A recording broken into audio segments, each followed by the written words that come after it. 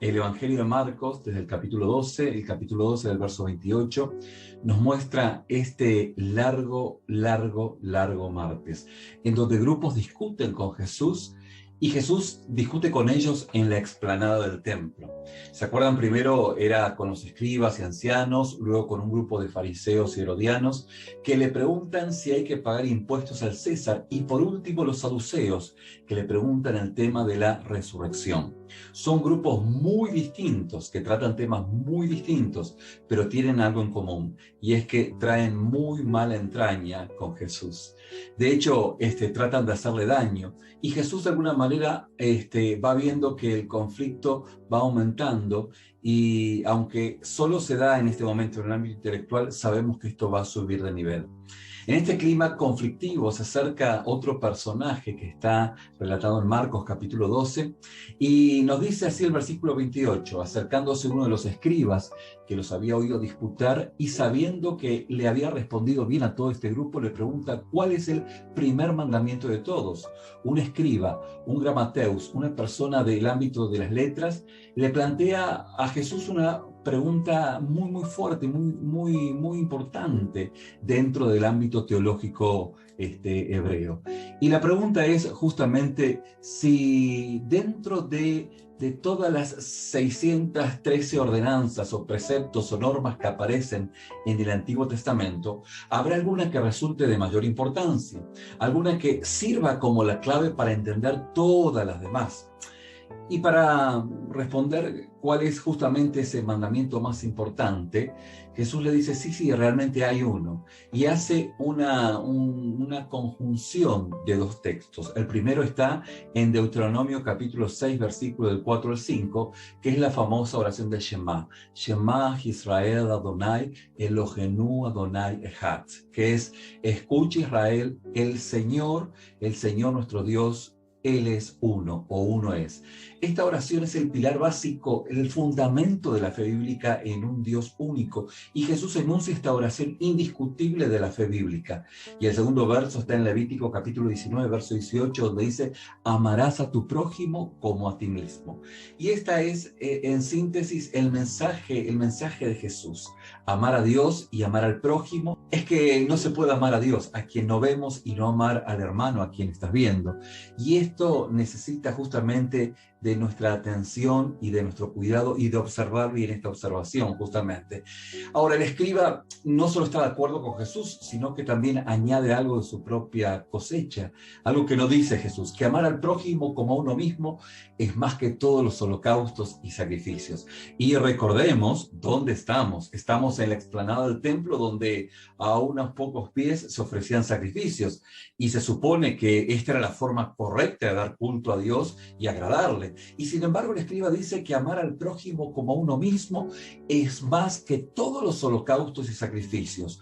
Obviamente esto es algo muy significativo, es mucho más importante amar a Dios y a nuestro prójimo antes que dar sacrificios de animales, resumiendo lo que dijo el escriba. Recuerden, mis queridos oyentes, que Jesús este día está hablando de una forma muy fuerte. El día anterior ha expulsado a los mercaderes del templo, y en este sentido es un ámbito de mucho revuelo, y este escriba está reflejando lo mejor de la tradición judía. En medio de todas las personas con un corazón malo encontramos a esta persona extremadamente sabia.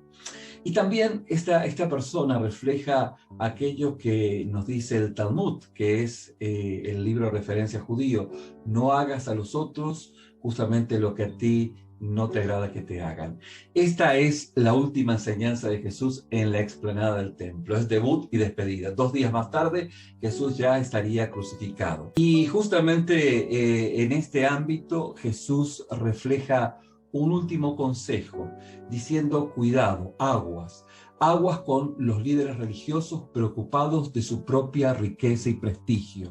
Cuidado con aquellos que están prontos a aprovecharse de los más débiles. Tengan mucho cuidado. Pero el día martes se culmina de una forma muy significativa. Es como la fresa del pastel. Jesús ese día se ha encontrado con gente muy preparada y muy calificada, pero la persona que a Jesús le impresiona es esta mujer que nos relata en esta última instancia del día martes. Esta mujer que probablemente era analfabeta, que no habla ni una sola palabra, sino que hace. ¿Y qué es lo que hace? Bueno, lo que hace es impresionante. Aquí hay que leerlo en el idioma original para poder tener la profundidad de lo que realmente estamos diciendo. Y en el griego dice, Ebalén, Jolón, ton, bión, autes. Ebalén en griego quiere decir arrojar, jolón todo, ton, bión su vida. A lo que quedaría traducido, esta mujer arrojó toda su vida. Y es mucho más que lo que nos dice la traducción de la Reina Valera, que dio su vida o la entregó. Porque al final del día eso es lo que es la esencia. La mujer ha entendido cuál es el verdadero culto a Dios. Es lo esencial. Al final del día, justamente es lo que Jesús va a hacer 2 días después, pero esencialmente es la esencia del Evangelio. Es dar toda nuestra vida. Así como esta mujer entregó aquellas 2 monedas de todo lo que tenía, Jesús muestra que el valor no está en las monedas, sino que está en el entregar toda su vida. Y esto justamente es algo muy significativo, porque este texto tiene un parecido muy grande al momento en el cual Jesús se encuentra con el ciego Bartimeo. Luego se acuerdan que los discípulos fracasan en entender y seguir a Jesús. Y este ciego, que es un pobre hombre, tira el manto cuando dice, Jesús, hijo de David, ten misericordia de mí, es curado y lo sigue por el camino. En otras palabras, los simples nos dan ejemplo de lo que significa seguir a Jesús. Vamos a culminar aquí el día martes, un día muy extenso donde habría mucho más para poder indagar, pero me gustaría detenerme en estos 2 principios, en este principio en el cual refiere justamente al entregar toda nuestra vida al Señor y de amar a Dios por sobre todas las cosas.